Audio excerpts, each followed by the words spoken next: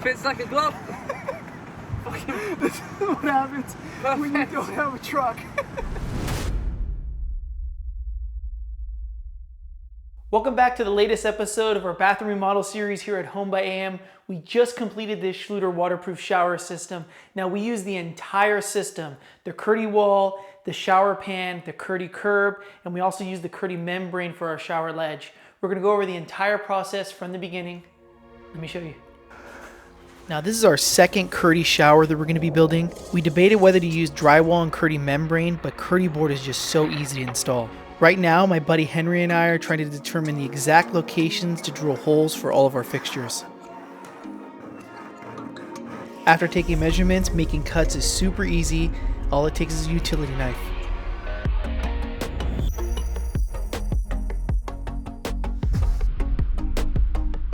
This is all he's doing today, is watching me. Doing pendulums. Pendos. Good old pendulums. That comes from our physical therapy background. Okay, for the actual shower valve, it's not a typical circle. It's this odd shape that we're going to use a template to cut out. The rest of the fixtures we're just cutting out with a spade bit.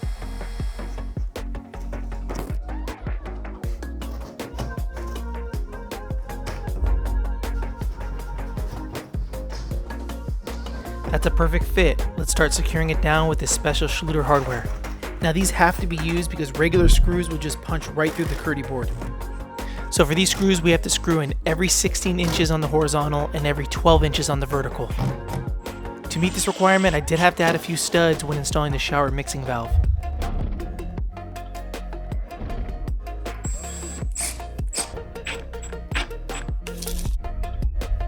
The good thing about Kerdi is it comes in 1/2 inch thickness, so it'll match right up to our drywall.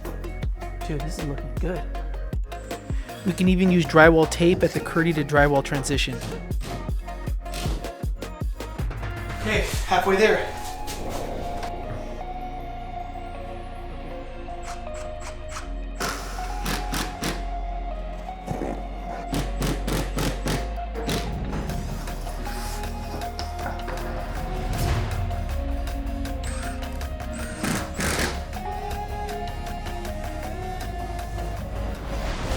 We're looking really good, but we're not waterproof yet.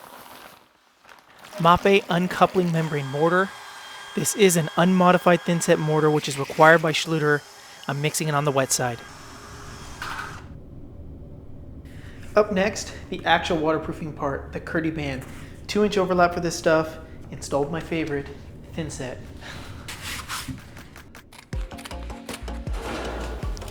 Now Kerdi band waterproofs all the seams and all the screw locations.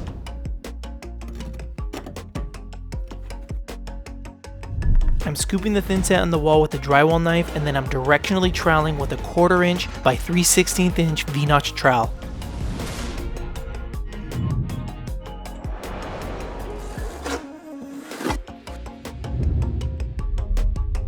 Michelle's cutting all the Kerdi band as I'm installing. Teamwork cuts down on time.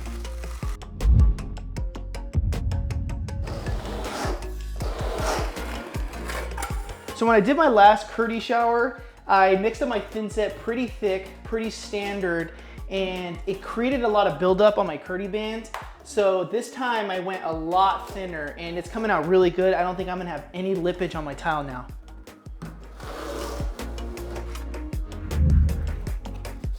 Final touches, inside and outside corners.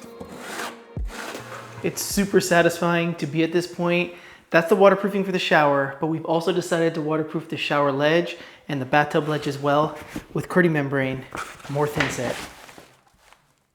This is gonna work.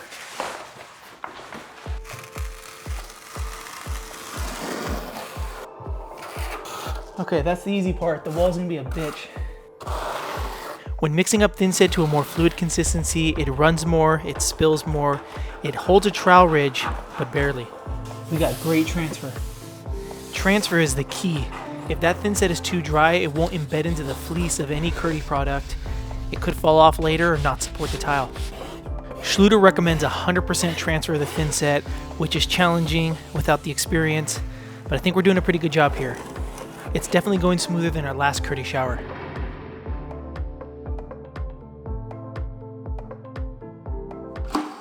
I tell you, Kerdi board is so much easier to install than HardieBacker or cement board, even though I've never installed either of those before, but Kerdi is so light, so easy to install.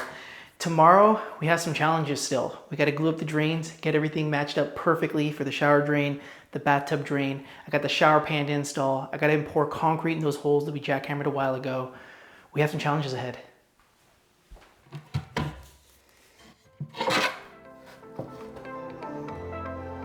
Let's start here. Day 2, let's test fit our P-trap. Honestly, to me, this is the most challenging part to this project. I think that's gonna work.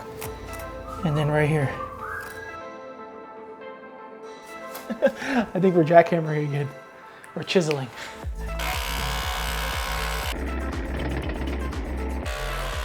This is challenging because it has to be exact.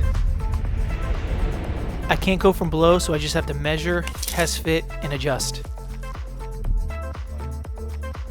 This is looking good though. I think we're ready to start gluing.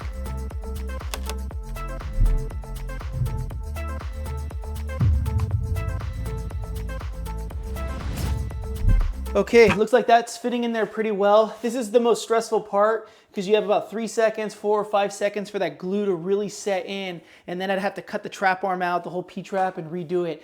I think we're gonna add some gravel in here now before we concrete and work on the bathtub side. Now this hole was here prior below the fiberglass shower pan, and we just extended it when we jackhammered it. With the base rock filled in, I need to now fit up the bathtub drain.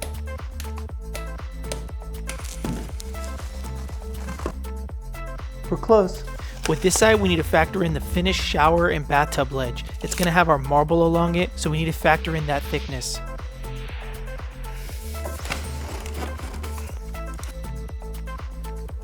Gotta pull it that way a little bit towards you. I think we got it. I hate doing drains. I need to figure out how to protect these drains so the concrete doesn't completely lock it in place. So we're gonna use these couplers to protect the drains. For the shower side, we'll use deck mud to fill the holes. Deck mud, typically used to create a custom shower pan. I'm going to be using it to fill the hole on the shower side because it's easy to work with and has a slow drying time.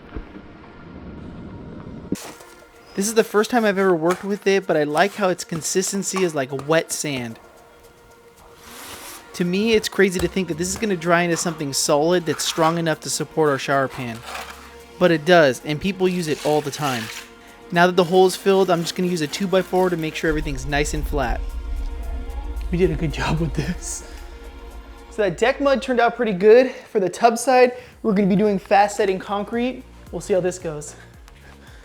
Why? Why am I using fast setting concrete? I think I just wanna try it.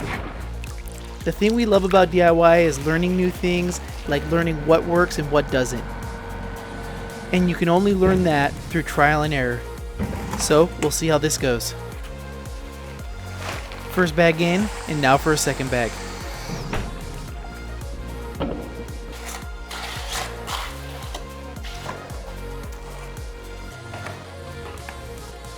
And now a third bag. I think I underestimated how many batches I had to mix up, but luckily I bought plenty of extra. And wow, this shit dries quickly. That was definitely a race against time. It's ugly, but it's flat, and it'll work. Okay, quick drying concrete never again. I still have to wait 24 hours for the shower side to dry anyways to install the shower pan.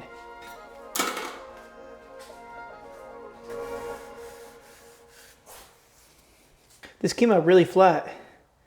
Let's put the shower pan on. So this Kerdi shower pan installs with thinset, and man, I really love these Kerdi shower pans. As long as I have a nice flat surface, my shower's gonna drain perfectly. It's a big shower pan.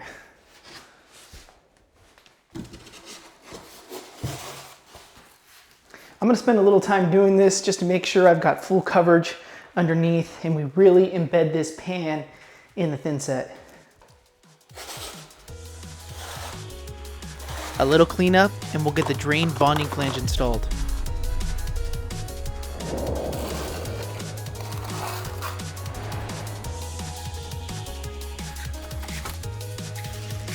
So setting the bonding flange is a critical step because it needs to be level for it to drain properly. And I think this should go pretty good because we set the P-trap in there so well. I just need to measure now how deep it is down there. With this project, I really made sure I checked all the boxes along the way. I always make sure I set small goals for myself and focus on the now before I move on to the next stage of the project. Speaking of the next stage, it's time to install this Kerdi shower curb. Schluter really does make everything super easy. They make this curb, it's already pre-assembled and waterproof already, but they don't come in the perfect size. This one's a little bit long, so I need to cut it down.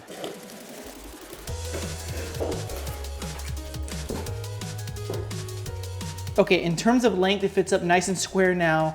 However, it is still a little bit too tall. There's many ways to take height off this shower curb, but I use the table saw to make sure it's nice and flat. A flat bottom will make it easier to get it nice and level during install. Let's see how this turned out. Okay, I'm liking the height on this, but now it's too wide. I'm basing the width on what we want the finished curb size to be. I can't wait to show you Michelle's finished design for this curb. It's all coming. The table saw is definitely the way to go on this. Came out nice and straight. Let's glue it together. In the past, I used thinset to bond two halves of a Kerdi curb together, and I felt like it just made it too thick and uneven. I think the Kerdi fix is the way to go. But I'm always down to learn new things. Let me know how you do it.